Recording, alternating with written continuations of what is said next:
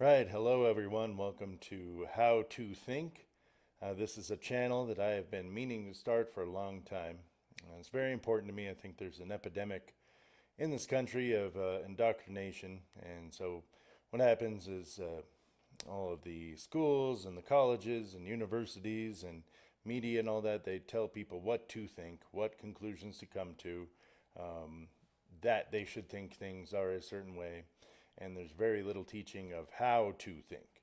And so that's what I am intending to accomplish on this channel, is just to provide you some tools, resources, methodologies through different methods of reasoning, philosophy, formal logic, critical thinking, to show you how to come to the conclusions that I come to or that anybody could come to based upon reasoning. And so today, it's the very first video that I'm going to do. Obviously, we just had the election results not too long ago.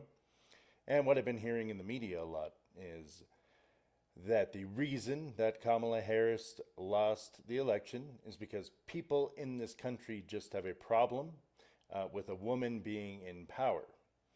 And so this is fallacious for a number of reasons. You might have heard it and you're kind of like, well, that doesn't sound right. So what I'm going to do is show you how that is fallacious. It actually commits at least 14 logical fallacies just within that one statement. And so here we're going to show you what each of those fallacies are. So the first fallacy is called pigeonholing. And the definition of pigeonholing is the process of classifying things into a limited number of categories, often without considering all of their qualities or characteristics.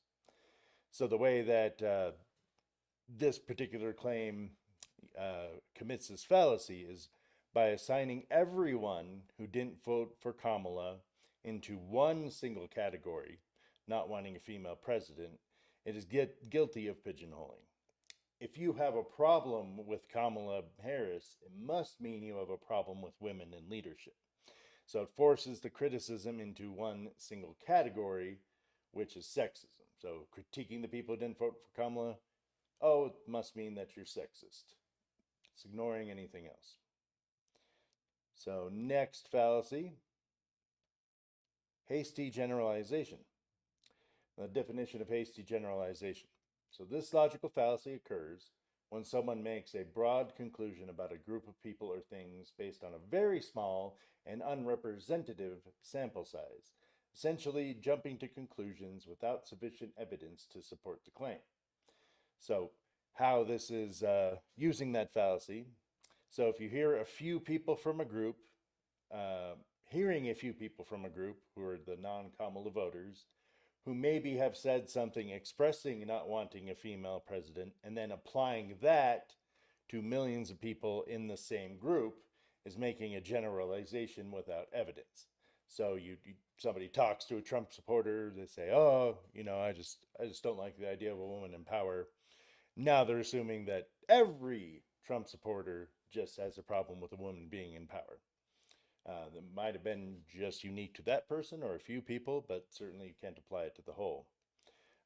Further, it assumes that even if someone did in fact have a problem with a woman being the president, that this is the only reasoning that they have for not voting for Kamala or voting for Trump.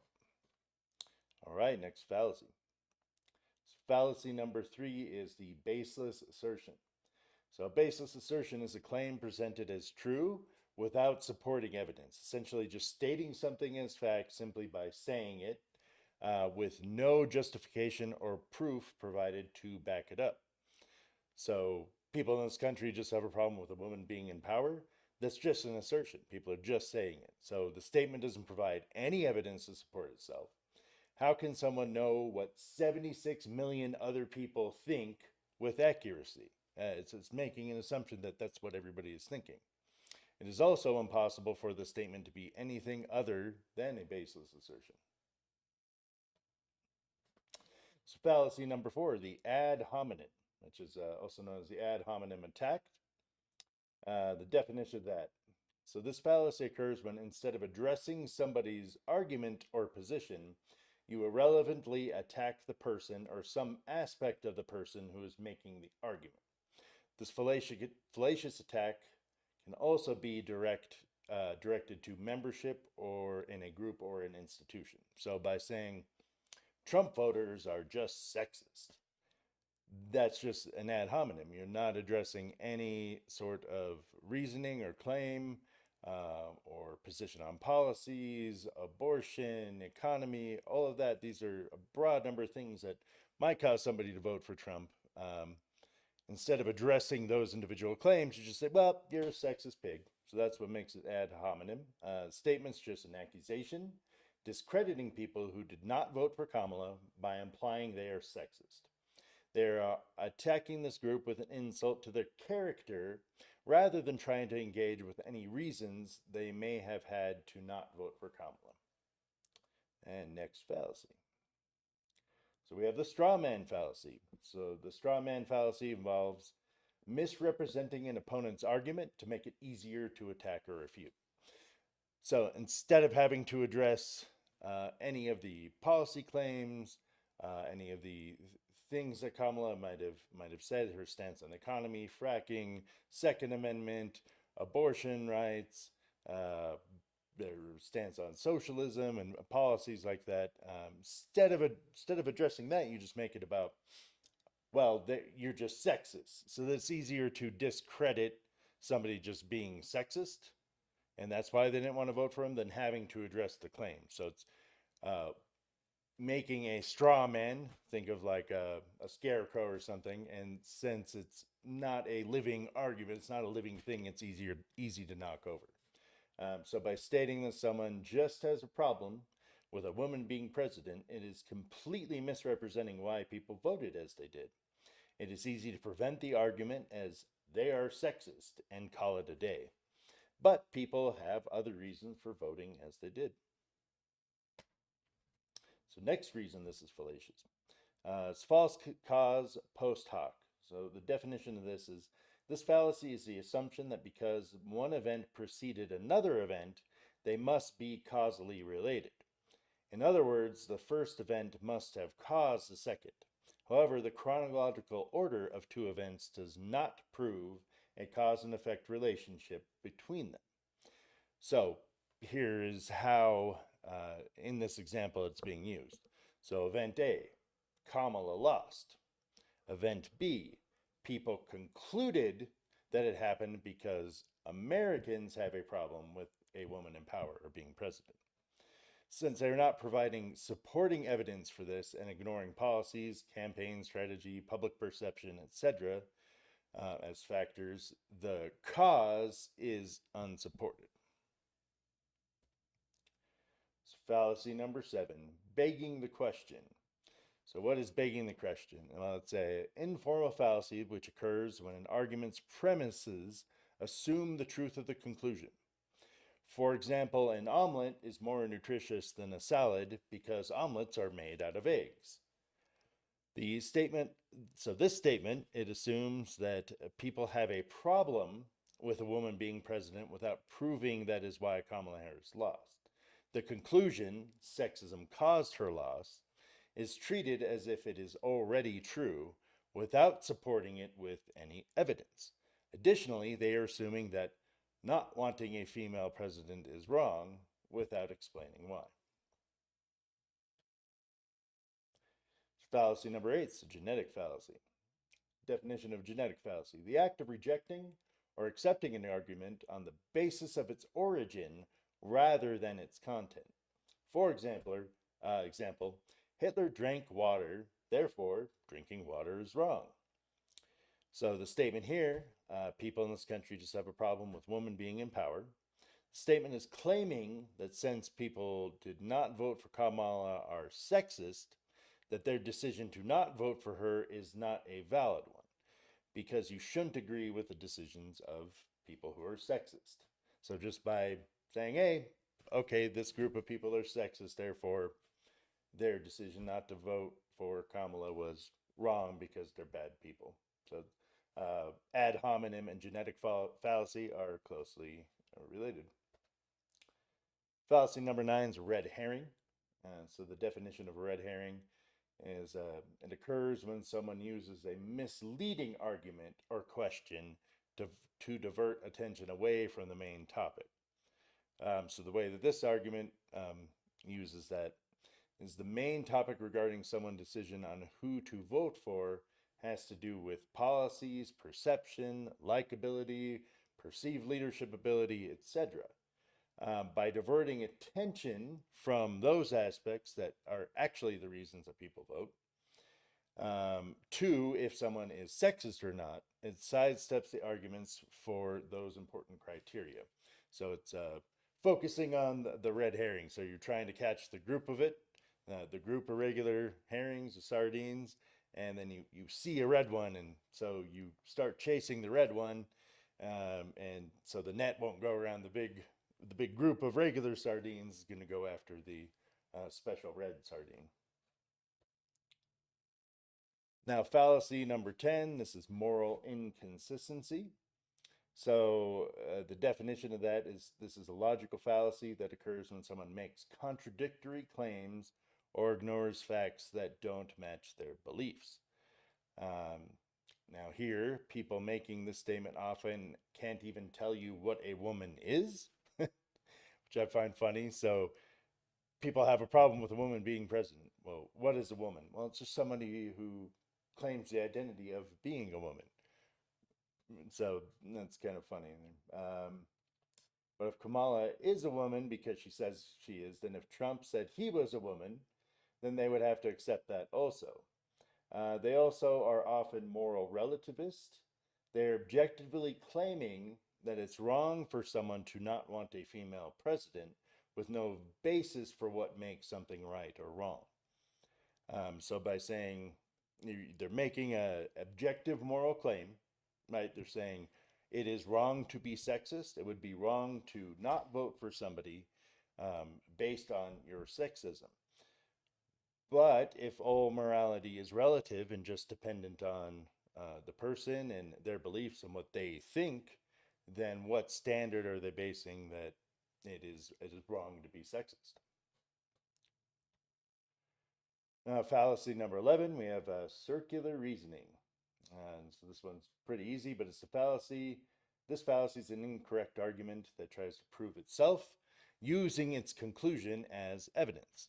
So Kamala Harris did not win the presidency because people do not want a woman as president. And we know that people do not want a woman as president because she did not win the presidency. So it's circular. It's relying on itself to prove its own point. Fallacy number 12, we have a non sequitur. And so the definition of a non sequitur, it means does not follow. This occurs when a logical connection can be drawn between the premises of an argument and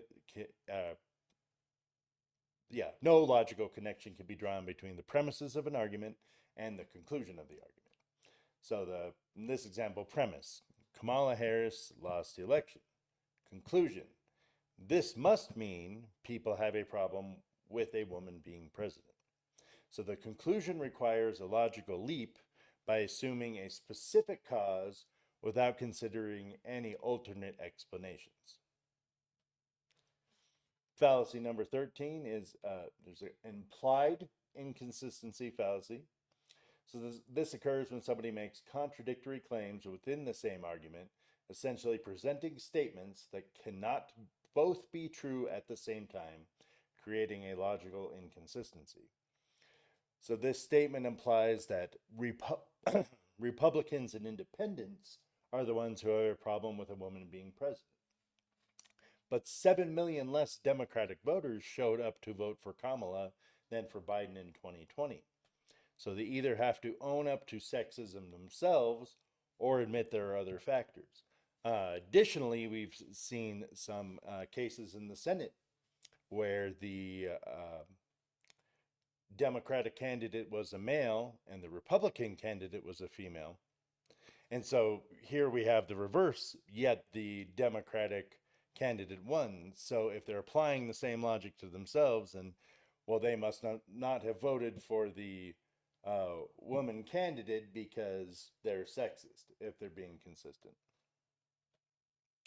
So fallacy number 14 is called Brandolini's Law, which is also known as the BS paradox. Brandolini's Law states the amount of energy needed to refute BS is an order of magnitude bigger than to produce it. When responding to a claim that is short requires a lengthy response to point out everything wrong with it.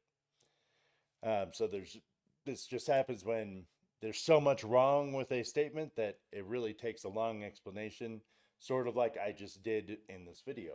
And so all the fallacies I just showed you to demonstrate what's wrong with making that argument took all this time, and I'm only responding to like a 13, 14 word sentence. So to refute this statement, I had to make the entire presentation just to point out everything fallacious about the statement. In a live setting, so say somebody's just bringing this to you and you don't have notes or anything in front of you, it can be hard to think of everything that is wrong with such a fallacious argument, just because of the sheer volume of points of what is wrong with it.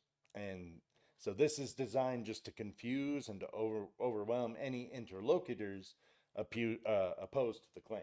So you're hit with this and you're just trying to think of like, okay, well, like there's something wrong about this. And there's so many things wrong with it, it's hard to really focus on one. So in the next slide, just going to show you how you can use a few questions. If you do encounter this from anybody you're discussing or you hear it on the news, whatever it might be. So these would just be refutation questions. Two type of basic refutation questions is what do you mean by that? And seeking clarification. And then how did you come to that conclusion, which is requiring them to provide evidence of why they think something, how to think, right? But most of them don't know how to think. They've just been told and had that repeated to them. So first, what do you mean by that type of question? So, are you saying Kamala didn't win because at least 76 million people are sexist? Is everyone who voted for Kamala not sexist? Do you think people make voting decisions only based on their bias? Now, they would be required to answer these things, and it's going to be hard to them. You're going to see them hard for them. You're going to see them struggle. Now, how do you know if someone is sexist? This is a how did you come to that conclusion question. Have you asked Trump voters why they voted for Trump? Now, they might just be making assumptions and haven't even talked to any Trump voters. So they came to the conclusion that Trump voters are sexist, but haven't actually spoken to any Trump voters. And then why were so many people okay with her being the vice president? So the problem is wanting to have a woman in power. Well, the vice president's the second most powerful position possibly in the world.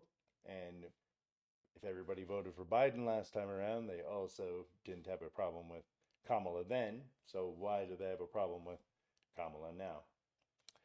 So I hope that was helpful to you.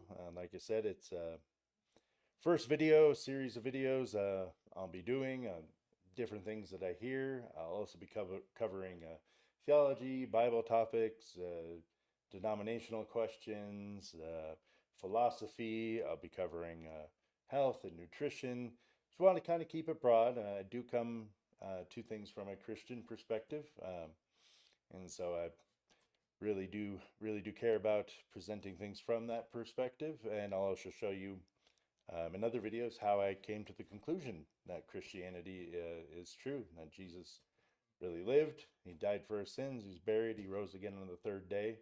And there's a lot of evidence to support that. And sometimes you might run into people and they're not going to be able to explain why. They might not have good reasons themselves. So it's also important to me on this channel. And so make sure to, if this content was helpful to you, then please like, please subscribe, and please share with other people. And I'll be seeing you soon. Hope we can get some other videos going. All right. God bless. Bye.